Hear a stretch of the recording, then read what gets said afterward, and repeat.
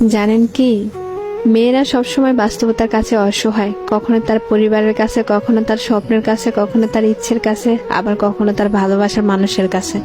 জানেন কি, একটা মেয়ে তার জীবনের প্রত্যেকটা সময় অন্যের জন্য বেঁচে থাকে।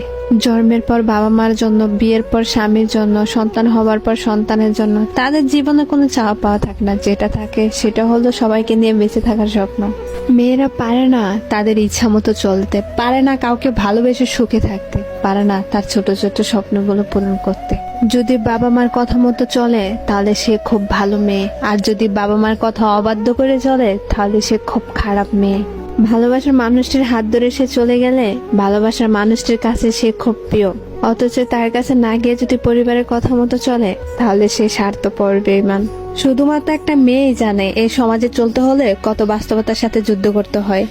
মেয়ে মানে কিছু করার আগে হাজারবার চিন্তা করে করতে হবে এই সমাজ কি বলবে।